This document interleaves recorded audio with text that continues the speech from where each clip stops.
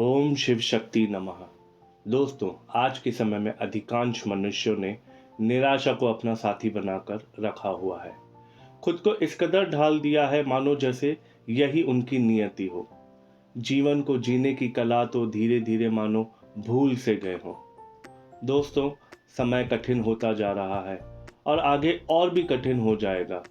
यदि इस जीवन में कामयाबी चाहिए तो खुद पर विश्वास और परमात्मा पर यकीन करके ही आगे बढ़ना आसान होगा।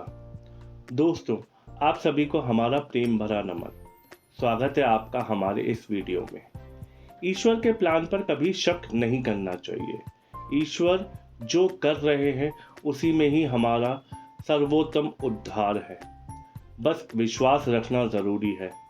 दोस्तों, एक बेहद ही आनंदित करने वाली भगवान की कृपा पर आधारित कहानी आपको सुनाते हैं।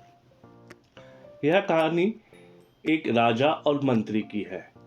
एक राज्य में एक मंत्री जो हमेशा सत्य कहता था और भगवान पे उसकी बहुत ही ज़्यादा श्रद्धा और आस्था थी। वह मंत्री हमेशा एक ही चीज कहता था, भगवान की कृपा ही तो है। चाहे वो दुख हो चाहे सुख हो, भगवान की कृपा ही तो है।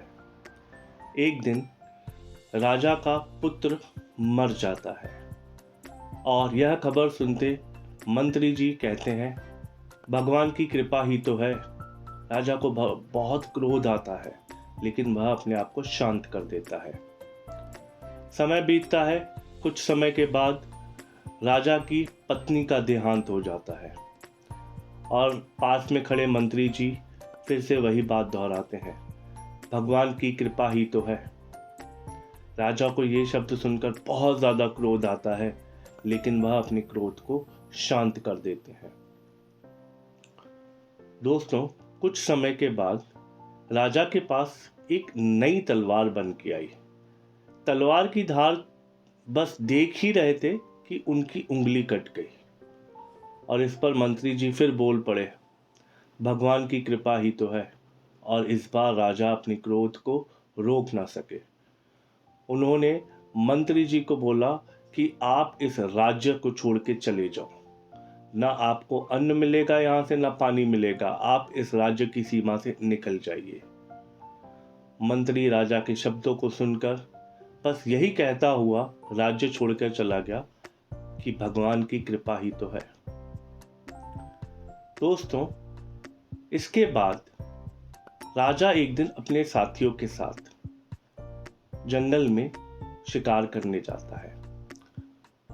वहां पर उसको एक डाकुओं का समूह पकड़ लेता है, क्योंकि उन डाकुओं के पुरोहित ने काली माता को बलि चढ़ानी रहती है और उसके लिए वे इस राजा को चुन लेते हैं।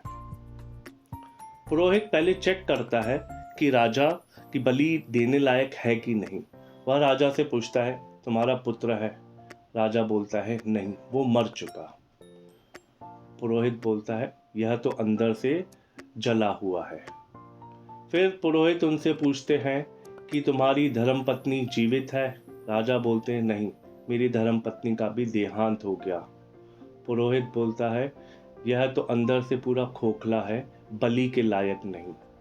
पुरोहित को लगता है शायद अपनी जान बचाने के लिए वह झूठ बोल रहा हो, लेकिन फिर पुरोहित अपने साथियों को बोलते हैं कि इसको चेक करो, इसको देखो कि यह सत्य कह रहा है। जैसे ही वह उनकी छानबीन करते हैं, उसके शरीर पर से एक उंगली कटी हुई होती है। पुरोहित कहता है, इसका तो एक अंग ही खराब है, एक अंग ही नहीं है, ये बलि के लायक नहीं, इसको छोड़ दो। और वो डाकू उस राजा को सही सलामत छोड़ देते हैं। बस फिर क्या, राजा अपने साथियों को बोलता है कि हमारे मंत्री जहाँ भी हो उन्हें ढूंढकर वापस राज्य में ले आइए, क्योंकि राजा को मंत्री की बात अब जाकर समझ में आई, भगवान की कृपा ही तो है।